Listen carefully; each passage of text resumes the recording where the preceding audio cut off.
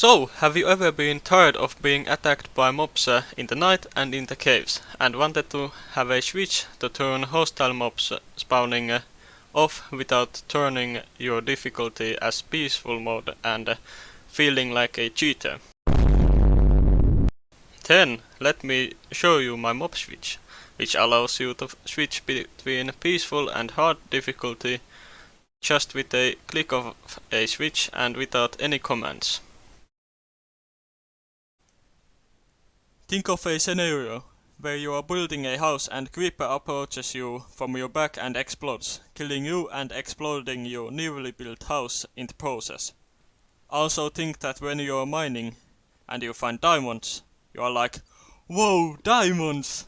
At the same time as you are taking your diamonds, a creeper comes from your back and explodes on you and you die and your diamonds vanish. So that's why I built this amazing mob switch, and after watching this video you will know how to build your own mob switch for your needs and how it works. I know it may seem very complicated thing to learn, but it's actually fairly easy thing to learn and to build a mob switch and understand how it works.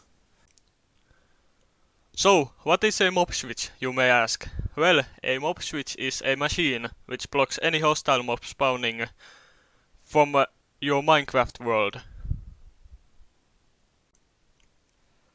You are probably now asking how it works.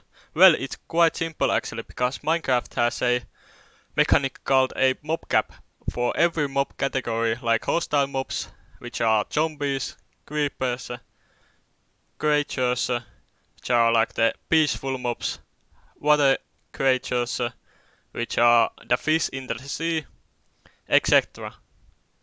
And we will be focusing on the hostile mob cap, which is max 70 hostile mobs per player. In multiplayer, if there are 2 players, then the hostile mob cap will be 140, but only if they are in separate areas. But if they are in the same place, well, then the mob cap will be just 70 hostile mobs. And it's like quite simple, actually. Because mob cap affects how many hostile mobs can spawn in your world, we have to put a lot of hostile mobs in a place where they can't bother you, and that would be, for example, a simple hole in the ground, where you would need to put 70 hostile mobs if you were in a single player world. The problem comes when you have to leave this ditch, because the mobs are gonna despawn in there. Well, you might think that naming every mob with name tags would be just fine, because naming mobs makes them not despawn. But it isn't a valid solution, because named mobs will not count toward the mob cap. So we will need a new kind of mob, like mobs which have 3 criteria, which are counting towards the hostile mob cap, not despawning, and not having a name tag. So, with my new research, I have found that the withers, woodland mansion, villagers, zombie villagers that you have traded with, shulkers and elder guardians will not despawn, and they will contribute towards the mob cap. You can see that clearly some of these mobs in my list are too hard to handle or to transport to the mob switch. We will choose the easiest one, which is the zombie villagers, and I myself chose the zombie villagers too for my mob switch, which is now on the screen, and I just had to make that place where I could get those zombie villagers easily.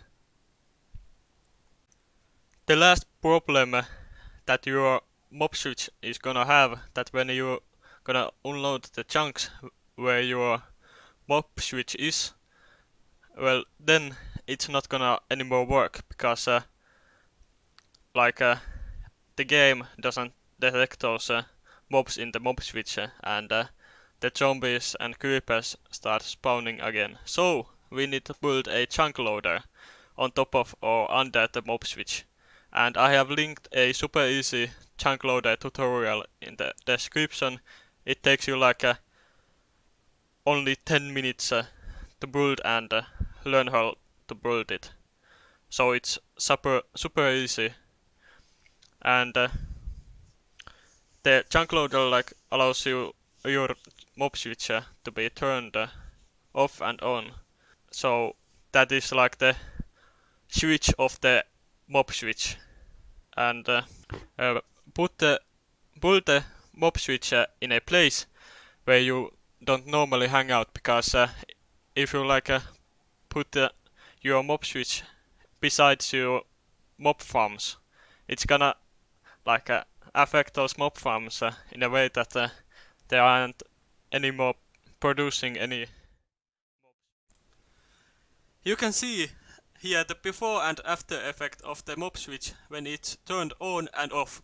The caves turn so much safer, and it will be 100 times more enjoyable when the mobs can try to kill you every single second, and the surface of the world, the overworld in the night, turns into a safe and enjoyable place with the mob switch on.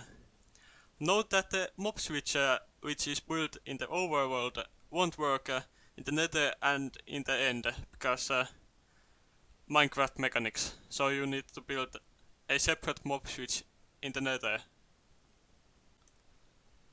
So let's get into the fun part, which is building the mob switch and the contraptions that are needed to get the zombie villagers to the mob switch. First of all I need is a lot of villagers, so I could trade with them once and turn them into zombie villagers. To be exact, I needed a whopping 350 zombie villagers for this mob switch, because I built it on my friend's survival SMP server, where there are like max 5 people online at the same time, so I needed a huge amount of zombie villagers. So that's why I built 6 villager breeders for it, which I have tutorials down below in the description. After that, I linked all the villager breeders to a clever machine which I built myself. You can find my tutorial for this machine in the description down below. So this machine puts the villagers which arrive with minecarts to the machine to their own trading chambers, which there are 5 of. And then when I have traded with the villagers once, I just have to press this button, which is in the screen now, so that they will go one at a time to get infected by the zombie, so that the villagers turn into zombie villagers. After the villagers are turned into zombie villagers, they get sent with this rail heading into the mob switch, and I built this super amazing zombie villager sorting system, which puts the villagers on their own lines when they go into the mob switch, because I have individual slots for every zombie villager in my mob switch, because I want to avoid entity cramming and some lag maybe, and I thought that it would look cool, because it forms this tall and big structure which I decorated to look like a building. This mob switch took me like 15 hours to build, because I had to build the villager breeders and transport the villagers to my mob switch, which was a pain in the ass. This was expensive to build for me, because I went a little overkill and decorated the mob switch. But if you just want to build the simplest design or like version of it. It won't take you so much resources. It's like quite cheap actually.